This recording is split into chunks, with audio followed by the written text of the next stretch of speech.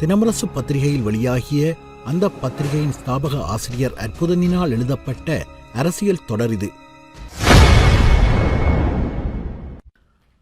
வேட்டை ஆரம்பம். யாழ்ப்பாணம் பொது மருத்துவமனையின் துயரக்கதை எப்படி ஆரம்பமானது? மருத்துவமனை வைத்தியர் ஒருவர் விவரிக்கிறார். நாங்கள் அப்போது கதிரியக்க பகுதியில் தேநீர் அறையில் இருந்தோம். அந்த இடம் முழுவதும் மக்கள் நெருங்கி அடித்துக் கொண்டு நின்றனர். 7ஆம் நம்பர் ஓட்டை காலி செய்துவிட்டு வந்த நோயாளிகளும் அங்கிருந்தனர். சூட்டுச் சத்தம் எங்களுக்கு அருகில் வந்து கொண்டிருப்பது கேட்டது. இந்திய இராணுவம் உள்ளே நுழைந்தாலும் அவர்கள் எங்களை சோதனையிடுவார்கள். பின் அவர்களுக்கு நாங்கள் விஷயங்களை விளங்கப்படுத்தலாம் என்று நம்பிக்கொண்டிருந்தோம். எங்களுடன் இருந்த டாக்டர் கணேசரத்தினம் அறையை விட்டு வெளியே சென்றார். எங்களின் சக ஊழியர்கள் சிலர் இன்னமும் தங்கள் வாட்டுகளில் தான் இருந்தனர். சூட்டுச் சத்தம் இப்போது மிக மிக அருகில் வந்துவிட்டது. எங்களை சுற்றியுள்ள அபாயத்தை உணர்ந்து எல்லோரும் அப்படியே தரையில் படுத்துவிட்டோம். சுட்டுக்கொண்டே கதிரியக்க பிரிவுக்கு வந்தது இந்திய இராணுவம். அங்கே நெருக்கி அடித்துக் கொண்டிருந்த மக்கள்தான் அவர்கள் கண்களில் முதலில் பட்டனர். மக்களை கண்டதும் உடனடியாக அவர்கள் மீது சரமாரியாக சுட்டுத் தள்ளத் தொடங்கினார்கள். நோயாளிகள் சூடுபட்டு செத்து விழுவதை கண்களால் கண்டோம். விரலை கூட அசைக்க முடியாமல் செத்துப் போனவர்கள் போல தரையில் கிடந்தோம். இறந்து போனவர்களின் சடலங்களை அகற்ற வரும்போது எங்களையும் அவற்றோடு போட்டு எரித்து விடுவார்களோ, சுட்டு விடுவார்களோ என்றெல்லாம் முழு நேரமும் நடுங்கிக் கொண்டிருந்தோம். இரவில் மேலும் சில வெடிச்சத்தங்கள் கேட்டன. எங்களுடைய குவார்ட்டர்ஸ் அமைந்திருக்கும் மேல் மாடியில் அவர்கள் நடமாடும் சத்தம் எங்கள் காதுகளில் விழுந்தது. மறுநாள் காலை 11 மணி வரை கிட்டத்தட்ட 18 மணித்தியாலங்கள் நாங்கள் அப்படியே கிடந்தோம். அம்மாவுக்கு ஆதரவு. அந்த இடத்தில் இருந்த இன்னும் ஒருவர் மேலும் விவரிக்கையில், இந்திய இராணுவம் வெளிக்கேட் வழியாக புகுந்து தாழ்வாரம் வழியாக வந்து கண்டபடி சுட ஆரம்பித்தது. மேற்பார்வையாளர் அலுவலகத்திற்குள்ளும் வேறு அலுவலகங்களுக்குள்ளும் அவர்கள் கண்மூடித்தனமாக சுட்டார்கள். என்னோடு பணிபுரிந்த சக ஊழியர்கள் பலர் இறப்பதைக் கண்டேன். இன்னொரு சக ஊழியர் என்னிடம் கிசுகிசுத்தார், அப்படியே அசையாமல் படுத்து கிடவுங்கள். அன்று இரவு முழுவதும் இம்மி கூட அசையாமல் அங்கு கிடந்த சடலங்களின் அடியில் படுத்து கிடந்தோம். ஆஸ்பத்திரி மேற்பார்வையாளராக இருந்த ஒருவருக்கு இருமல் இருந்தது. உரத்து இருமினால் அவர்கள் காதில் விழுந்துவிடும். அதனால் இரவு முழுவதும் முனகியவாறு இருமிக் கொண்டிருந்தார். அந்த முனகல் இருமல் கூட ஒரு இந்திய வீரனின் காதில் கேட்டுவிட்டது. ஒரு கைக்குண்டை அவர் மீது வீசி எறிந்தான். அந்த மேற்பார்வையாளரும் அவர் அருகில் கிடந்த சிலரும் பலியானார்கள். ஆம்புலன்ஸ் சாரதி இறந்ததும் எனக்கு தெரியும். இன்னொரு இடத்தில் ஒருவர் தன் கைகளை மேலே உயர்த்தியபடி எழுந்து உரத்து கூவினார், நாங்கள் அப்பாவிகள், நாங்கள் இந்திரா காந்தி அம்மாவுக்குத்தான் ஆதரவு. அவர் உரத்து சொல்லிக் கொண்டிருக்கும் போதே அவர் மீதும் ஒரு கைக்குண்டை எறிந்தார்கள். அவரும் அவருக்கு அருகில் கிடந்த சகோதரரும் இறந்து போனார்கள். காலையில் இரவு கடந்து போய் காலை ஆகிவிட்டது. காலை 8:30 மணியளவில் குழந்தை வைத்திய நிபுணர் டாக்டர் சிவபாத சுந்தரம் 3 தாதியருடன் தாழ்வாரம் நோக்கி நடந்து வந்தார். தாங்கள் யார் என்று அடையாளம் காட்டிக்கொண்டு இராணுவத்திடம் சரணடையும் நோக்கோடு அவர்கள் நடந்து வந்தார்கள். டாக்டர் சிவபாத சுந்தரம் தமக்கு அருகில் வரும் வரை இந்திய இராணுவத்தினர் பார்த்து கொண்டிருந்தனர். அவர் கைகளை உயர்த்தி கொண்டு அவர்களை நோக்கி நம்பிக்கையோடு சென்றார். தமக்கு அருகில் அவர் வந்ததும் இந்திய படைகள் அவர் மீது வேட்டுக்களை பொழிந்தன. அந்த இடத்திலேயே துடிதுடித்தபடி செத்து விழுந்தார் டாக்டர் சிவபாத சுந்தரம். அவருடன் வந்த தாதியர்கள் காயமடைந்தனர். மருத்துவமனையில் சிக்கிவிட்ட குழந்தைகளையும் புதிதாக பிறந்த குழந்தைகளையும் காப்பாற்ற வந்த உன்னத மனிதன் டாக்டர் சிவபாத சுந்தரம் இரத்த வெள்ளத்தில் மிதந்தார். உயிர் பிழைத்திருந்தவர்கள் மறுநாள் காலை 11 மணி வரையும் இறந்து போனவர்களைப் போல அப்படியே கிடந்தனர். இந்திய இராணுவ அதிகாரியொருவர் ஆஸ்பத்திரி ஓட்டொன்றுக்கு வந்தபோது அவரை இடைமறைத்து நேர் நின்று வாதாடிய பிறகுதான் தாங்கள் அனைவரும் காப்பாற்றப்பட்டதாக அங்கிருந்தவர்கள் கூறினார்கள். அந்த டாக்டர் அதிகாரிக்கு நிலைமைகளை விளக்கி கூறினார். தனது 2 கைகளையும் மேலே உயர்த்தியவாறு தன்னுடன் பணிபுரிந்தவர்களையும் காயமடைந்து கிடந்தவர்களையும் குரல் கொடுத்து அழைத்தார். தங்களின் சக மருத்துவர் டாக்டர் கணேசரட்னம் கீழே விழுந்து இறந்து கிடப்பதையும் அவர்கள் கண்டனர். இரத்த காலடிகள். ஆஸ்பத்திரியில் தங்கியிருப்பவர்கள் மேலே தங்களின் அறைகளுக்கு சென்று பார்த்தபோது முழு பகுதியும் சூறையாடப்பட்டிருப்பதை கண்டனர்.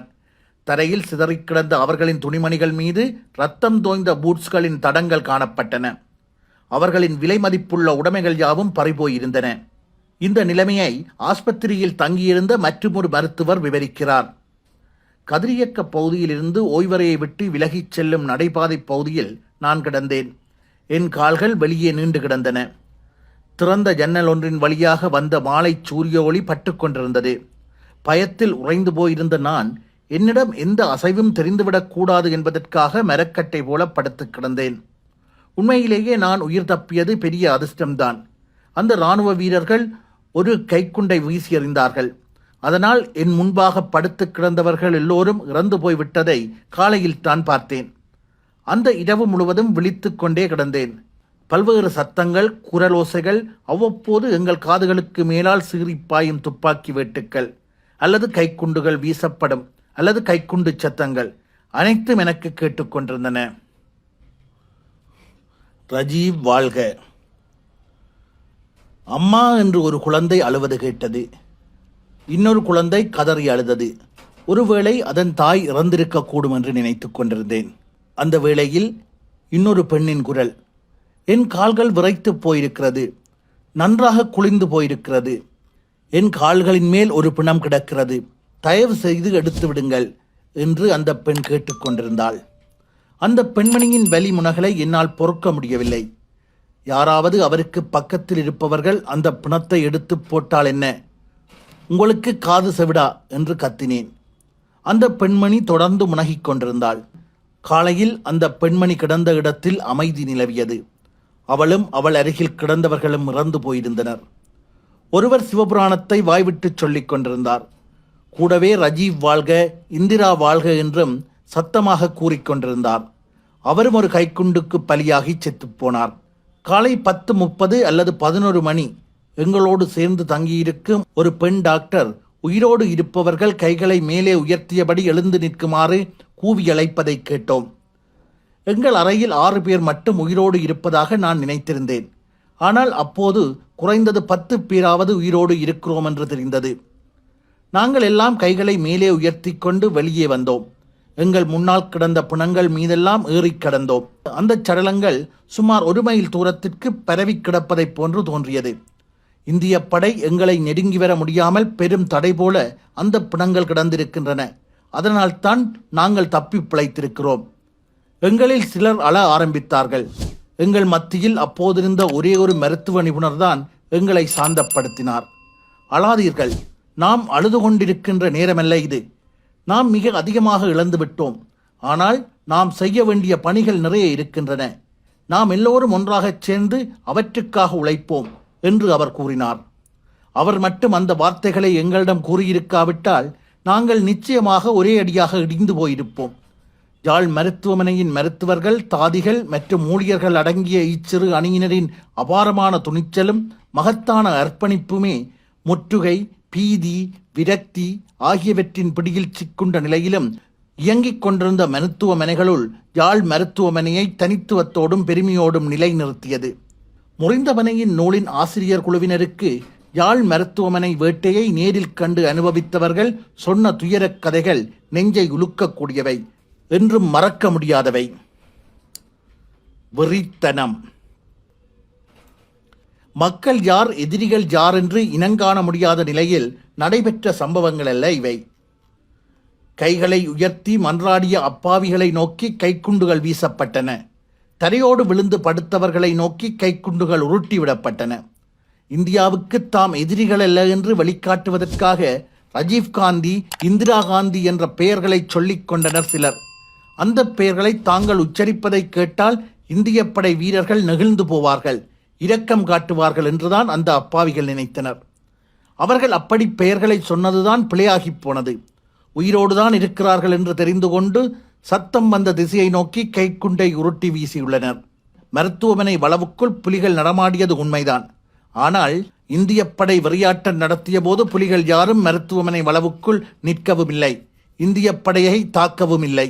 மருத்துவமனைக்குள் புலிகள் இருக்கக்கூடும் என்று நினைத்து இந்திய படை உள்ளே பிரவேசித்த மாதிரியும் தெரியவில்லை.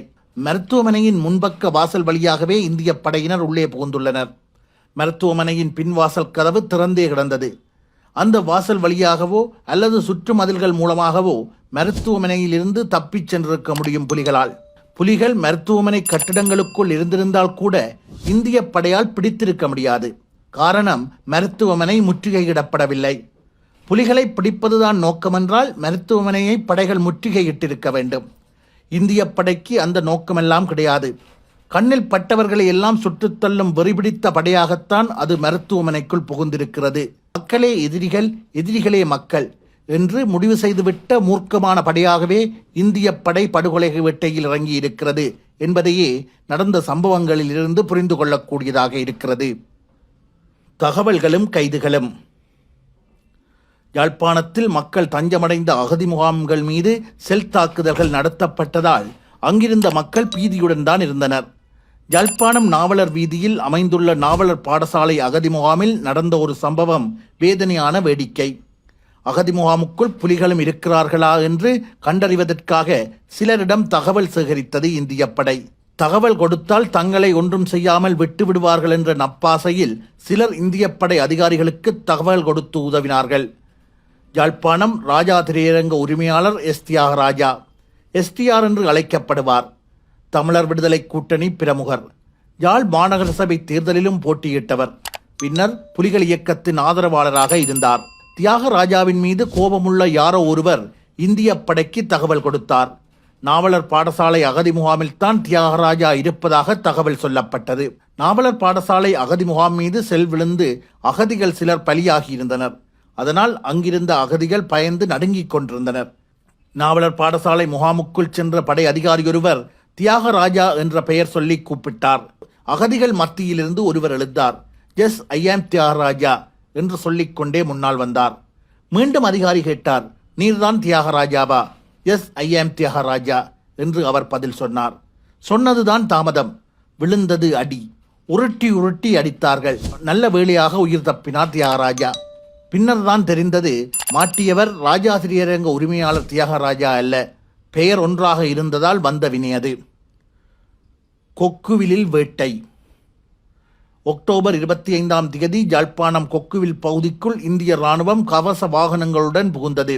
கொக்குவில் இந்து கல்லூரி அகதி முகாமில் கிட்டத்தட்ட 5000 அகதிகள் தங்கியிருந்தனர். கொக்குவில் இந்து கல்லூரி 3 மாடி கட்டிடத்தை கொண்டிருந்தது. கல்லூரி முகப்பில் அகதி முகாம் என்ற அறிவிப்பு பலகை தொங்கவிடப்பட்டிருந்தது. யாழ்ப்பாணத்தில் ஏனைய அகதி முகாம்களில் செல்லடியால் மக்கள் பலியான விவரம் கொக்குவிலுக்கு எட்டவில்லை. அதனால் அகதி முகாமை கண்டால் இந்திய படையினர் உதவி செய்வார்களே தவிர தொல்லை தரமாட்டார்கள் என்று முகாமில் இருந்தவர்கள் நம்பிக்கொண்டிருந்தனர். ஈழநாடு பத்திரிகையாளரும் நீதிபதியின் மகனுமான ஆனந்த பாலகிருஷ்ணரும் கொக்குவில் இந்து கல்லூரி அகதி முகாமை நிர்வகித்தவர்களுள் ஒருவர். தொண்டர் நிறுவனமான சென்ட் ஜோன்ஸ் ஆம்புலன்ஸ் சீருடையுடன் அகதி முகாம் வாயிலில் ஆனந்த பாலகிருஷ்ணரும் தொண்டர்களும் அமர்ந்திருந்தனர். இந்திய படையின் டாங்கியொன்று கொக்குவில் இந்து கல்லூரி முன்பாக வந்து நின்றது. அப்போது நேரம் பிற்பகல் 2 மணி. டாங்கிகளின் ஓசை கேட்டதும் இந்திய படை வருகிறது என்பது முகாமில் இருந்த மக்களுக்கு விளங்கிவிட்டது. இந்திய படை எப்படி இருக்கிறது என்று பார்க்க வேண்டும் என்று அகதிகள் பலருக்கு ஆவலாக இருந்தது. இந்து கல்லூரியின் சுவர் ஓரமாக அகதிகள் குழுமி நின்று இந்திய படை வருவதை பார்த்து கொண்டிருந்தனர். அப்போதுதான் இந்திய படை டாங்கியொன்று கல்லூரி முகாம் அருகில் வந்து நின்றது. அதன் சுடுகுழல் கல்லூரியை நோக்கி திரும்பியது. இந்திய படையை காண்பதற்காக ஆவலோடு ஓடிவந்து குழுமிய மக்களை நோக்கி குறிவைத்தது. பறந்து வந்தன குண்டுகள். இந்த காணொளி உங்களுக்கு பிடித்திருந்தால் லைக் பண்ணி சப்ஸ்கிரைப் செய்து கொள்ளுங்கள். தொடர்ச்சியாக அற்புதனின் எழுத்துக்களை ரசிப்பதற்கும் ஈழத்தமிழ் அரசியலின் ஒரு பகுதியினை அறிந்து கொள்வதற்கும் உதவியாக இருக்கும். அப்படியே உங்களுடைய நண்பர்களுக்கும் பகிர்ந்து கொள்ளுங்கள். நன்றி.